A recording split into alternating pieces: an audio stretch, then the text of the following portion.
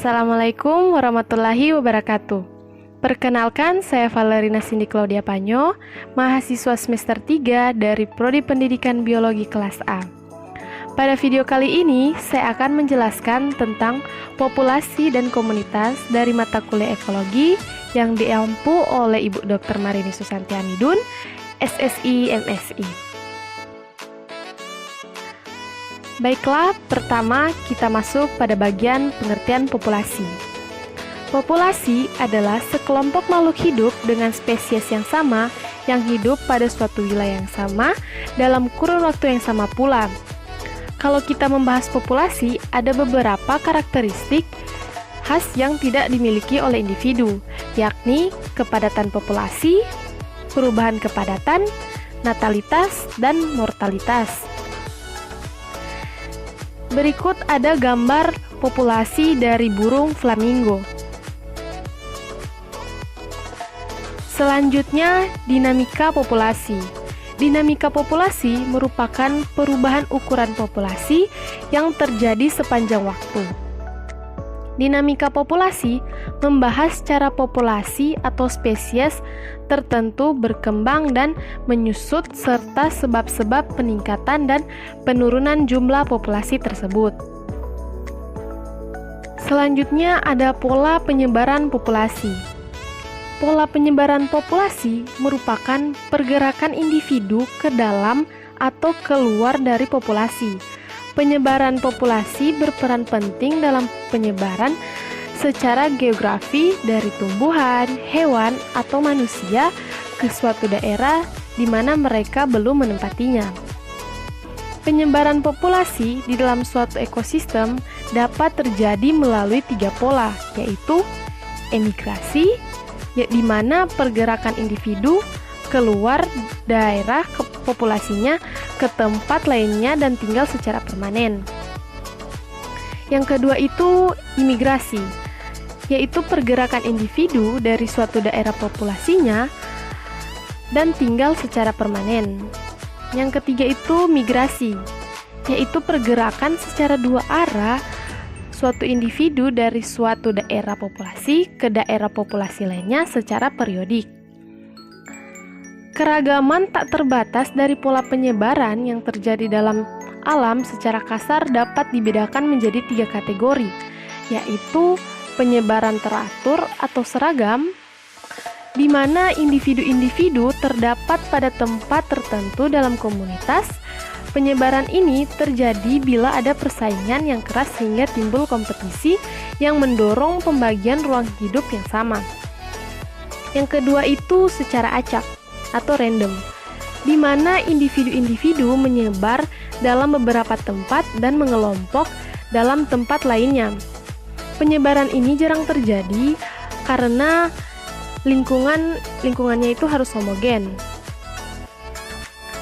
Yang ketiga itu penyebaran berkelompok atau berumpun, di mana individu-individu selalu ada dalam kelompok-kelompok dan sangat jarang terlihat sendiri secara terpisah. Pola ini umumnya dijumpai di alam karena adanya kebutuhan akan faktor lingkungan yang sama. Selanjutnya, faktor pembatas. Yang pertama itu bergantung pada kepadatan, di mana bergantungnya pada makanan dan ruangan yang ada. Yang kedua itu tidak bergantung pada kepadatan, di mana tidak bergantungnya kepada iklim dan bencana alam. Pentingnya faktor-faktor fisik sebagai faktor pembatas. Yang pertama itu temperatur atau suhu, yang kedua itu cahaya, yang ketiga itu air. Selanjutnya konsep komunitas. Komunitas dalam arti ekologi mengacu pada kumpulan populasi yang terdiri dari spesies yang berlainan, yang menempati suatu daerah tertentu. Sedangkan pengertian komunitas secara umum adalah kumpulan populasi makhluk hidup yang saling berinteraksi dan tinggal di suatu habitat.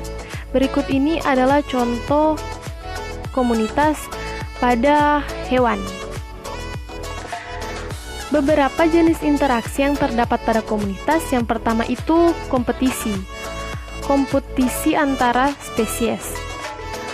Interaksi yang terjadi sewaktu individu-individu spesies yang berbeda bersaing memperebutkan sumber daya yang membatasi pertumbuhan dan kesintasan mereka. Berkebalikan dengan itu, sejumlah sumber daya, misalnya oksigen, jarang mengalami kelangkaan. Dengan demikian, walaupun sebagian besar spesies menggunakan sumber daya ini, jarang ada kompetisi memperebutkan oksigen. Yang kedua itu simbiosis. Sewaktu individu dari satu atau lebih spesies hidup dalam kontak langsung dan akrab dengan satu sama lain, hubungan mereka dinamakan dengan simbiosis. Definisi umum simbiosis yaitu mencakup semua interaksinya semacam itu, entah itu berbahaya, bermanfaat, ataupun netral. Macam-macam interaksi simbiosis, yang pertama itu simbiosis parasitisme, di mana interaksi simbiotik plus minus dengan suatu organisme, parasit memperoleh nutrien dan organisme lain atau sang inang yang dirugikan dalam proses tersebut. Interaksi parasitisme ini merupakan interaksi antara dua organisme yang satu untung dan yang lainnya itu dirugikan. Yang kedua itu simbiosis mutualisme. Simbiosis mutualisme adalah interaksi antara spesies yang menguntungkan kedua spesies atau plus minus. Hubungan mutualisme terkadang melibatkan evolusi adaptasi terkait pada kedua spesies. Dengan perubahan pada masing-masing spesies mungkin mempengaruhi kesintasan dan reproduksi spesies yang satu lagi. Yang ketiga itu simbiosis komensalisme. Simbiosis komensalisme merupakan interaksi antara spesies yang menguntungkan yang satu namun tidak pula merugikan yang lainnya. Selanjutnya ada pola-pola komunitas. Pola-pola komunitas yang dimaksud ialah struktur yang diakibatkan oleh penyebaran organisme di dalam lingkungannya dan interaksi dengan lingkungannya. Beberapa macam pola diversitas dalam komunitas yaitu ada pola stratifikasi, pola zonasi, pola aktivasi, pola jala makan, pola reproduksi, pola sosial, pola koaktif, dan pola-pola stokastik. Selanjutnya ada struktur komunitas, di mana struktur ini diakibatkan oleh penyebaran organisme di dalam dan interaksinya dengan lingkungannya. Struktur komunitas dapat dibedakan menjadi struktur fisik, di mana struktur fisik adalah suatu komunitas tampak apabila komunitas tersebut diamati, dan struktur biologi, di mana komposisi spesies, kelimpahan individu dalam spesies, dan perubahan temporal dalam komunitas, hubungan antar spesies dalam suatu komunitas. Dalam struktur komunitas ada yang dinamakan dengan kualitatif. Kualitatif seperti komposisi, bentuk hidup, fenologi, dan vitalitas. Vitalitas menggambarkan kapasitas pertumbuhan dan perkembangbiakan organisme. Yang kedua itu kuantitatif, seperti frekuensi, densitas, dan densitas relatif. Frekuensi merupakan kehadiran yang dinyatakan jumlah kehadiran suatu spesies di dalam suatu habitat. Yang ketiga itu sintesis. Sintesis adalah proses perubahan dalam komunitas yang berlangsung menuju ke satu arah yang berlangsung lambat secara teratur, pasti terarah dan dapat diramalkan. Sekian video dari saya, semoga bermanfaat. Kurang dan lebihnya mohon dimaafkan. Wabillahi taufiq walhidayah. Wassalamualaikum warahmatullahi wabarakatuh.